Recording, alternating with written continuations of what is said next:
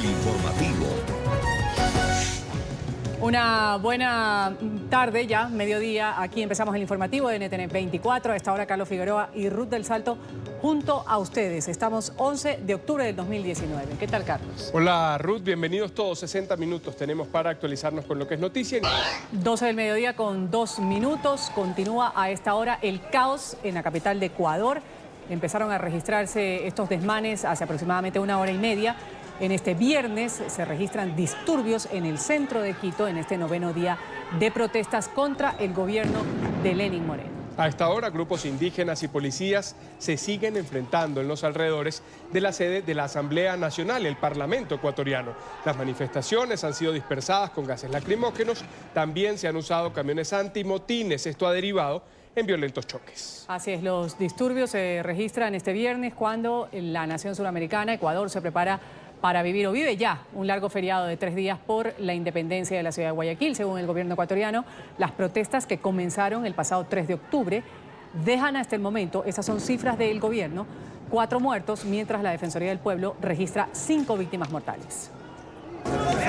Ecuador cumple su 9º día de protestas sociales ininterrumpidas. En las calles de la capital no cesa la tensión. Nuevos choques entre manifestantes y la policía se han registrado en el centro de Quito. Grupos indígenas han tomado los alrededores de la sede de la Asamblea Nacional. Instalaciones que intentaron tomar el pasado martes. Sin embargo, para este viernes están programadas nuevas movilizaciones a lo largo del país.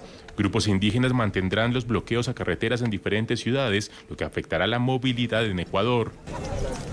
Sobre todo cuando en la nación suramericana inicia un periodo feriado. En la terminal de Quito las operaciones están suspendidas. Los transportadores señalan que no hay garantías de seguridad para rodar en las carreteras del país. Vamos con imágenes de lo que sucede en Ecuador. A esta hora, pues, completo caos. Muchos decían los manifestantes están saliendo ya de donde estaban precisamente por los gases lacrimógenos. Sin embargo, sí, se dispersan un momento, luego vuelven, intentan agredir a la fuerza pública. Ahí vemos pues cómo están los policías. Esto es el casco histórico de la ciudad capital del Ecuador, donde están las entidades estatales. Está el Palacio de Gobierno, el Palacio de Carondelet, la Asamblea Nacional, que es el órgano legislativo, a donde finalmente dicen los manifestantes que se han congregado el día de hoy, quieren llegar este grupo de indígenas. Y también, como lo ha dicho ya el gobierno en reiteradas ocasiones y lo anotan algunos medios de comunicación, hay infiltrados que no son necesariamente indígenas, que van y hacen revueltas también en medio de estas manifestaciones. Y a juzgar por la imagen que hemos visto durante la semana, entre lunes y martes comenzaron a llegar estos grupos indígenas a la capital de Ecuador. Llegaron mostrando su cara con sus reclamos frente al gobierno nacional. Y quienes crean el caos, y se ve y se registra allí en las imágenes, muchos son encapuchados, no necesariamente formando parte de ese grupo inicial que llega a la capital ecuatoriana a exigir una acción del gobierno nacional frente al paquete de medidas económicas que anunció la semana pasada el presidente Moreno. Así es, ahí vemos a la policía, está intentando evitar que los manifestantes lleguen a la Asamblea, al Palacio Legislativo. Un grupo de indígenas intenta llegar desde hace aproximadamente una hora y media, se han caminado a la sede de la Asamblea Nacional. Y esto ha sido pues un argumento que han tenido los policías para lanzar bombas lacrimógenas. Los indígenas se encuentran en las inmediaciones de la maternidad y del hospital Eugenio Espejo. Ahí están sorteando el gas lacrimógeno en su camino para llegar al Palacio Legislativo.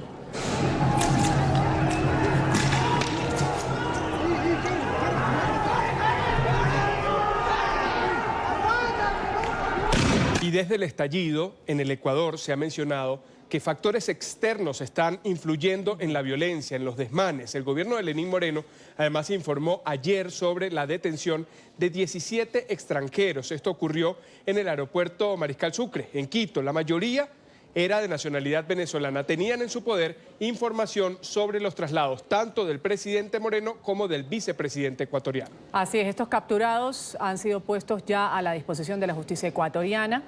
Harían parte de este colectivo armado conocido como La Piedrita. Vamos inmediatamente con esta noticia a desarrollarla en la capital de los venezolanos. Oliver Fernández nos tiene más información al respecto. Oliver, una buena tarde. Hola, buenas tardes. Así es, en Venezuela ha habido reacciones sobre estas detenciones en Ecuador. La diputada Amelia Belisario señaló que Nicolás Maduro debe darle la cara al mundo porque estos grupos han sido entrenados desde la denominada Revolución Bolivariana. El régimen tiene que explicar. ¿Por qué tiene que explicarlo el régimen? Bueno, porque todos estos colectivos armados, estos colectivos civiles armados, que ahora son acusados de delinquir en otros países, son producto de la formación ideológica y violenta del régimen. Estos grupos han sido formados por el régimen de Nicolás Maduro, reconocidos en el informe de la señora Bachelet, que además actúan en complacencia y total bendición y amparados en los cuerpos de seguridad del Estado venezolano. Entonces, estos grupos paramilitares han sido formados por el régimen. El régimen tiene que darle la cara al mundo y decirle por qué creó estos grupos, cómo operan estos grupos y sobre todo tiene que explicarle a Ecuador por qué estos grupos delictivos formados en Venezuela para atacar a los opositores ahora también están atacando a los ecuatorianos. El ciudadano común se siente avergonzado de que estos grupos pretendan desestabilizar a Ecuador. Señalan que si se comprueba que son culpables, se le debe aplicar todo el peso de la justicia. Que sí se haga justicia, porque en todos los países se necesita hacer justicia para que la gente pueda como tener una obediencia sobre las leyes. Cada país tiene una legislación y si los extranjeros en un país violan la legislación, tienen que ser sometidos a los tribunales correspondientes, pero eso habría que demostrarlo. La diputada Amelia Belisario señala que nada debe sorprender a los países de la región, porque así ha actuado el régimen de Nicolás Maduro durante años. Pero que no nos sorprenden. No nos sorprende por qué, no nos sorprende por la conducta que ha venido teniendo el régimen de Nicolás Maduro en el resto de la región. No nos sorprende porque Nicolás Maduro el día de hoy no soporta que los gobiernos demócratas del mundo le hayan dado su apoyo a la Asamblea Nacional. Y no nos sorprende porque así ha actuado el régimen. Entonces el señor Nicolás Maduro, lejos de tratar de interferir en los asuntos de otro estado, lo que debería estar es ocupándose del país, ocupándose de ordenar aquí cómo va a estar esta situación para que los venezolanos podamos acceder a elecciones libres. Los venezolanos le piden a los ecuatorianos a no confundirse, a señalar solo a aquellas personas que han cometido delitos. La mayoría de los venezolanos que se han ido al Ecuador son personas de bien. No juzguen a todo el mundo por igual. Y el trato para mí es un acto fundamental que delimita o que te hace presencia sobre una persona. Distintas organizaciones no gubernamentales han dicho que al menos 350.000 venezolanos han huido a Ecuador buscando un mejor futuro para sus hijos y para las personas que dejaron en Venezuela. Es la información que manejamos desde Caracas. Continúen con más en nuestro Centro Internacional de Noticias.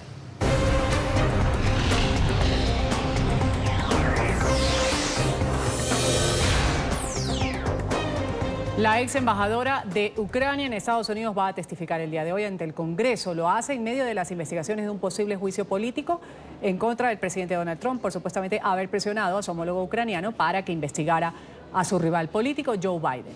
El mandatario, por su parte, asegura que el proceso de destitución, ese que se adelanta en su contra en el Congreso, aumentará su apoyo electoral en los comicios del año 2020. Emiliana Molina tiene el reporte desde Washington. Emiliana, buena tarde, adelante. Carlos Ruz, ¿qué tal? Muy buenas tardes. Pues aquí continuamos esperando en las afueras del Congreso, donde está testificando a esta hora Marie Yovanovitch, la ex embajadora de Estados Unidos en Ucrania. Lleva un par de horas ya reunida con legisladores de 3 comités que están desempeñando esta investigación que podría terminar en un juicio político en contra del mandatario estadounidense Donald Trump. Según los artículos de apertura que esta leyó ante estos legisladores que fueron obtenidos por el New York Times, Yovanovitch asegura que el mandatario estadounidense Donald Trump estuvo presionando durante meses para que ella fuera despedida de su cargo sin fundamentos legítimos. Por otro lado, también alerta, y abro comillas, que la influencia privada y las ganancias personales han usurpado el criterio de los diplomáticos, amenazando así los intereses de la nación y forzando a servidores públicos talentosos a dimitir de su puesto. Y cierro comillas. Mientras tanto, el mandatario estadounidense Donald Trump estuvo en un mitin en las últimas horas en Minnesota, criticando nuevamente a los legisladores que están desempeñando esta investigación y, por supuesto, a su rival político Joe Biden.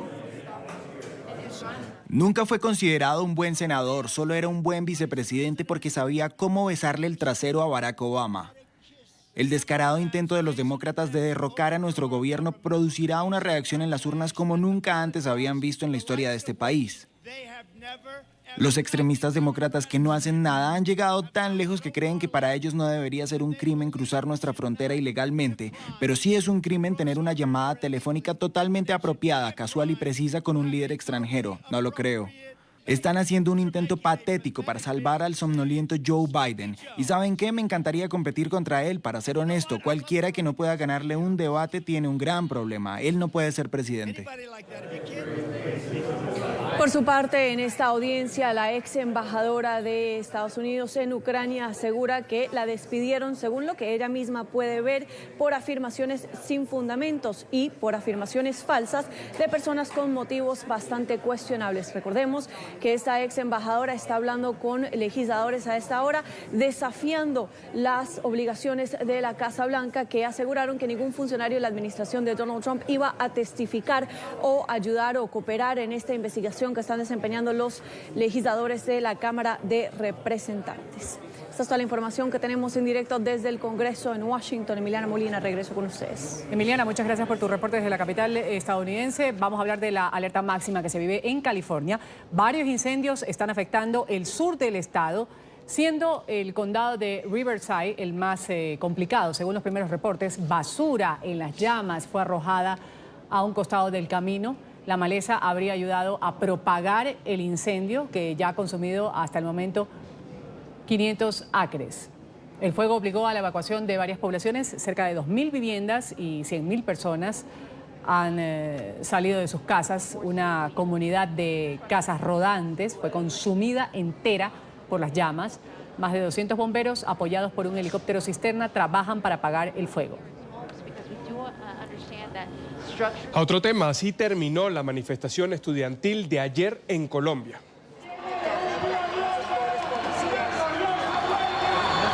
Una nueva jornada de destrucción y caos se vivió en Bogotá, la capital, luego de la marcha convocada por estudiantes de universidades públicas y privadas. Vándalos arremetieron con piedras y palos, ventanales y edificios, además comercios en el centro de la ciudad. Atacaron también a la policía, varios uniformados resultaron heridos.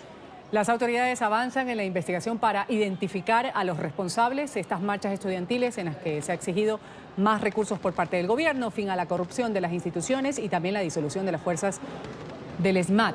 Ahí también se replicaron en ciudades como Medellín las protestas, en Bucaramanga, Cali y Popayán. La jornada también ha terminado en estos puntos en actos de violencia. El ministro de Defensa de Colombia, Guillermo Botero, ha dicho que en las manifestaciones estudiantiles habría infiltrados y que estas personas son las responsables de los actos violentos registrados en el centro de Bogotá. Está claramente un grupo que se llama JM-19. Eso lo tenemos detectado desde antes. Algunos de ellos se infiltran en las marchas, otros están infiltrados en la universidad como alumnos. Y estas son las personas que en general dañan unas protestas que son unas protestas pacíficas, bien intencionadas. Hacemos la primera pausa aquí en el informativo NTN 24.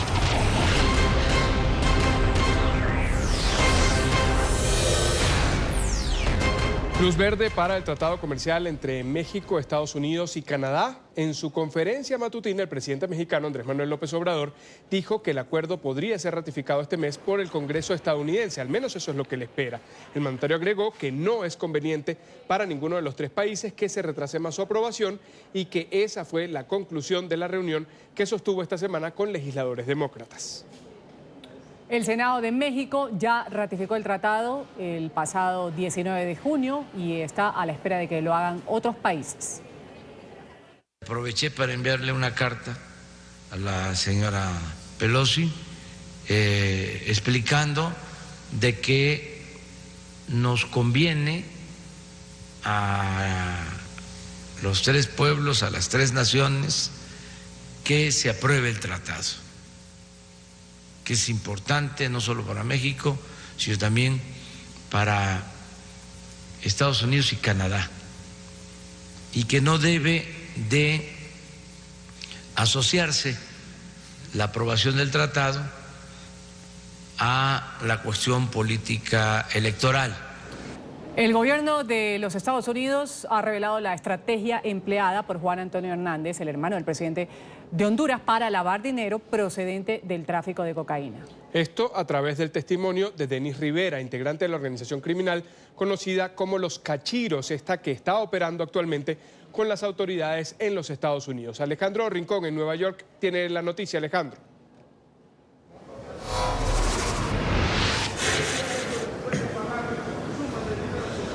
Hola Carlos Ruz, televidentes del canal de las Américas. En este séptimo día de juicio por narcotráfico contra el hermano del presidente de Honduras, el gobierno de los Estados Unidos ha avanzado en la presentación de su caso en contra del acusado, pero ahora con la cooperación de un testigo adicional. Se trata del narcotraficante hondureño Davis Leonel Rivera Madariaga, quien se entregó a la DEA voluntariamente en el año 2015 y a partir de ese momento empezó a cooperar con el gobierno de los Estados Unidos, una cooperación a través de la cual ha surgido el elemento que ha sido clave en la jornada de la mañana de este viernes durante este proceso.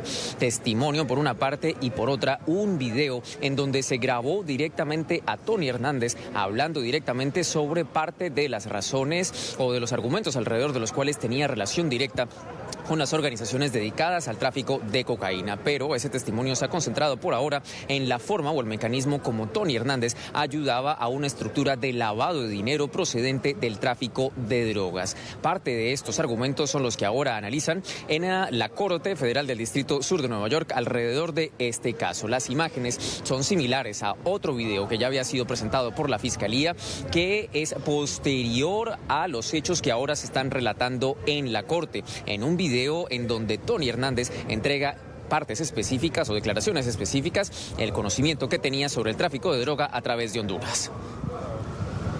Que trabajara con él. Y él te dijo que él estaba mandando las drogas para aquí a los Estados Unidos. ¿Usted entendió eso? Sí. Entonces... No, y eso sí era, pues, así era. ¿Cómo así? Para acá la pasaban por Guatemala. Ellos con sus tragos les salían, se la pasaban por medio de ganado. Ahorita en Choluteca, en la zona sur, se supone que la están pasando en las... ya han encontrado varias en las caletas de donde va el ganado arriba en las jaulas, porque el olor confunde a los perros, el olor del estiércol. Pero en la zona sur sí todavía hay gente, ese señor Pinto.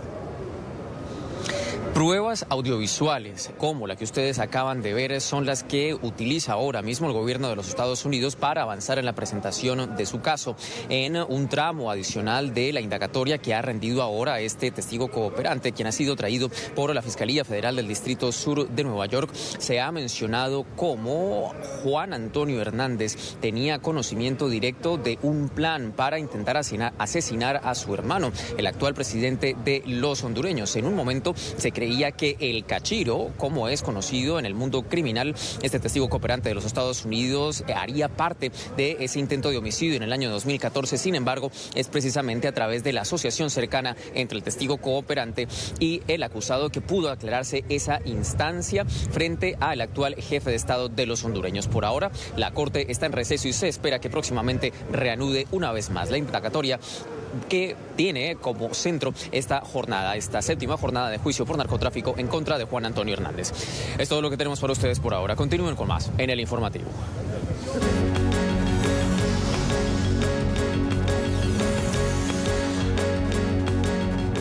El secretario general de la OEA, Luis Almagro, ha hablado hoy por primera vez desde el inicio de las protestas que se dan en Ecuador. En entrevista exclusiva con el programa Cuestión de Poder de NTN 24, Almagro ha acusado a Cuba y a Venezuela de estar detrás de los procesos de desestabilización en territorio ecuatoriano. Según Almagro, esta injerencia externa es parte de un plan que no solo afecta a Ecuador. ¿Qué es lo que más le preocupa de la situación en el país suramericano?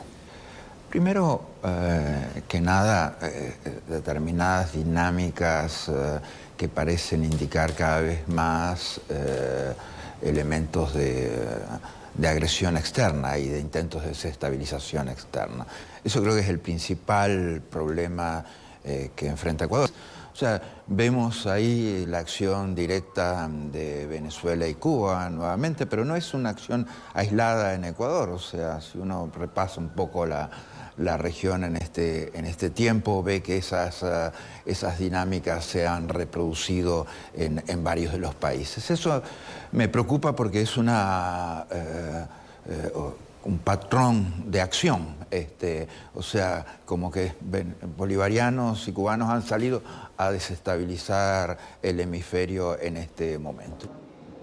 En esta conversación, Almagro ha asegurado que detrás de esta injerencia desestabilizadora, Cuba y Venezuela quieren esconder esas políticas antidemocráticas, además totalitarias, que llevan adelante en sus países. ¿Por qué ahora vemos esas inestabilidades en varios países de la región, detrás de las cuales los gobiernos miran y apuntan a Venezuela y a Cuba? Mire, o sea, fundamentalmente las motivaciones de ellos se las tendríamos que preguntar a ellos. ¿Por qué cree usted? Pero es muy claro. Es muy claro que hay dos acciones cubanas cubanas y bolivarianas en este tiempo que es muy importante que pasaran de alguna manera desapercibidas para la comunidad internacional.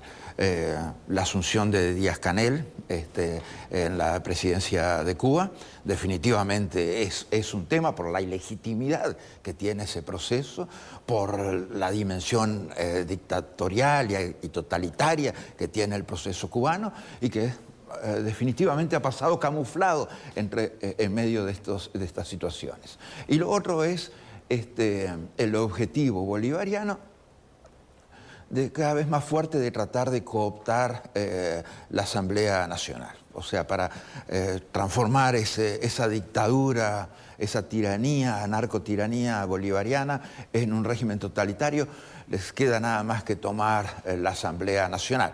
Cooptar la Asamblea Nacional o tomar la Asamblea Nacional. En ese sentido se han movido en este tiempo o con lo que podríamos llamar la mesita del diálogo o quizás un proceso más mediano plazo y a largo plazo, obviamente, de unas elecciones como las que fueron de la reelección de Maduro, pero esta vez para terminar de quedarse con la Asamblea Nacional.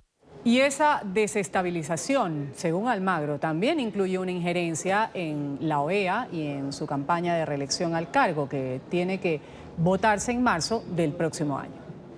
Y yo pongo mi trabajo sobre la mesa. O sea, quieren una OEA relevante, quieren una OEA fuerte, quieren una OEA con principios, pero quieren una OEA también ajustada, austera y con compromiso. Bueno, aquí estamos, ¿qué vamos a hacer? Vamos de nuevo. ¿Quiénes son los que están intentando desestabilizar la OEA? Mire, o sea, el mismo principio bolivariano cubano es muy claro. O sea, los cubanos pobres han estado haciendo más campaña contra mí que si estuvieran sentados acá en la organización. O sea, prácticamente no han dejado el tema de la reelección del secretario general en ninguna agenda en el continente, y obviamente que han procurado generar los espacios, digamos, como para neutralizar la posibilidad de esta reelección. Debo decir que eso me motiva muchísimo más todavía. Esto es solo un adelanto. La entrevista completa al secretario general de la OEA, Luis Almagro, en el programa Cuestión de Poder, hoy a las 8 de la noche. En Bogotá, Quito y Lima, prográmense 9 de la noche en la costa este de los Estados Unidos. Vamos a hacer una nueva pausa en esta emisión de noticias. Tercer día de ofensiva en Siria. El Ministerio de Defensa de Turquía ha dicho este viernes que la ofensiva que adelanta desde hace 3 días en el noreste de Siria contra quienes combaten a sirios kurdos deja ya 272 milicianos neutralizados. El ejército turco usa justamente este término, neutralizados, para hablar de muertos, heridos y capturados. El gobierno del presidente Recep Tayyip Erdogan considera a estas milicias grupos terroristas. El Ministerio de Defensa turco además ha informado que un soldado turco perdió la vida, 3 resultaron heridos en el operativo. Entre tanto, la Unión Europea le respondió al presidente turco Recep Tayyip Erdogan. El presidente del Consejo Europeo, Donald Tusk, aseguró que el bloque no se va a dejar chantajear por el mandatario, que ayer amenazó con enviar a millones de migrantes a Europa si los países del bloque se oponen a su intervención militar en el noreste de Siria. Tusk agregó que los migrantes y refugiados no pueden convertirse en un instrumento de chantaje y que en una cumbre la próxima semana el bloque europeo va a discutir sanciones contra Ankara. La Unión Europea ha instado a Erdogan a poner fin a los ataques en el norte del territorio sirio y afirmó que la violencia solo va a empeorar la situación en Siria.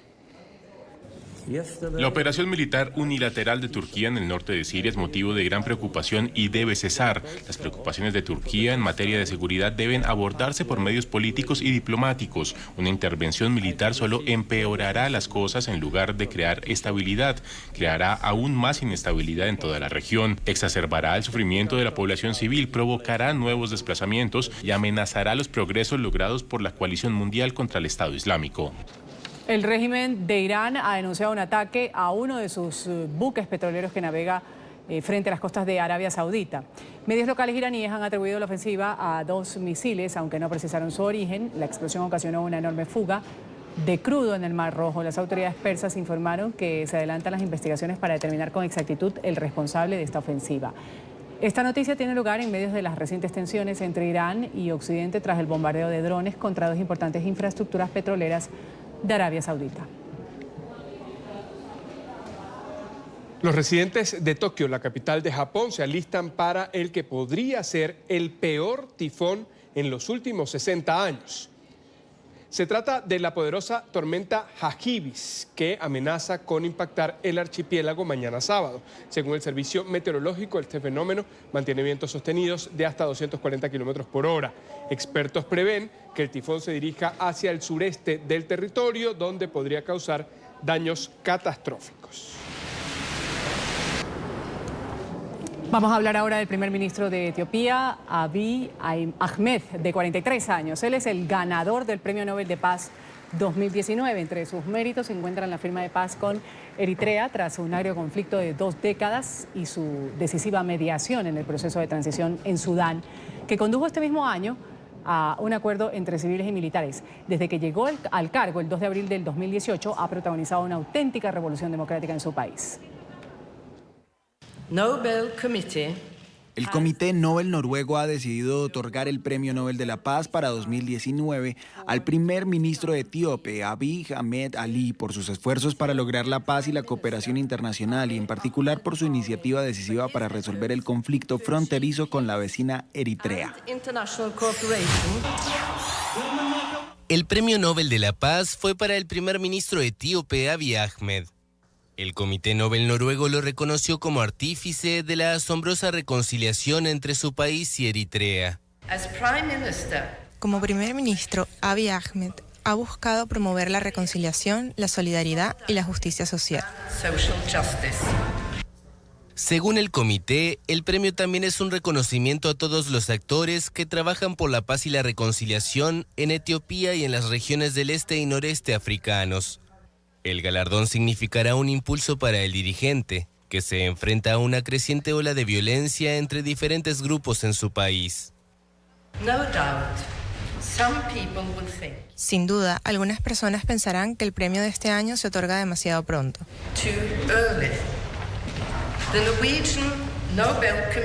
El Comité Nobel noruego cree que es ahora que los esfuerzos de Abiy Ahmed merecen reconocimiento y necesitan estímulo.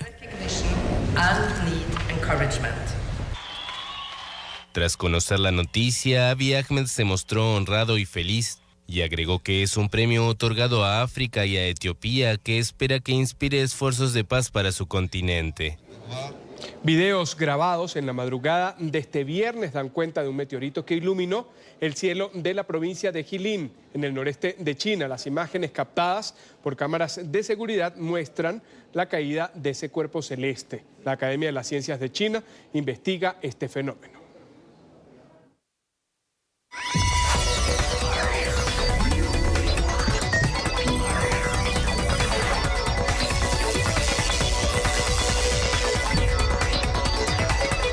Hola, buenas tardes, bienvenidos a Ciencia, Salud y Tecnología aquí en el informativo de NTN 24. Apple retiró de su App Store una aplicación utilizada por manifestantes durante las protestas que han tenido lugar en Hong Kong en los últimos meses. Esto tras una petición directa de China. La aplicación hkmap.live, que inicialmente funcionaba como un mapa colaborativo, al parecer permitía seguir los movimientos de la policía. Apple retiró el jueves una aplicación de transporte urbano que permitía a los hongkoneses localizar a los policías en un mapa. La decisión de la empresa estadounidense tuvo lugar luego que medios estatales chinos criticaran la aplicación, afirmando que esta ayudaba a los manifestantes pro democracia. Según un comunicado de Apple, la aplicación fue utilizada por criminales para perjudicar a los habitantes de zonas en las que sabían que no había fuerzas del orden. Por su parte, los desarrolladores de Hong Kong Map Live negaron que su aplicación animara ninguna actividad criminal y consideraron la decisión un acto de censura.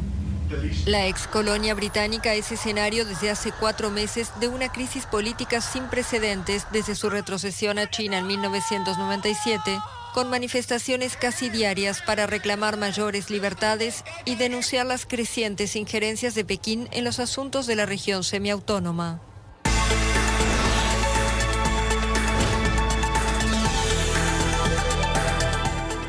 El Watch GT2 es la nueva propuesta de Huawei para enriquecer la vida de los usuarios y además garantizar su salud y bienestar. El reloj inteligente incluye capacidades integrales de monitoreo y gestión de la salud y además ofrece una mayor atención en los detalles meticulosos para aquellos amantes del deporte.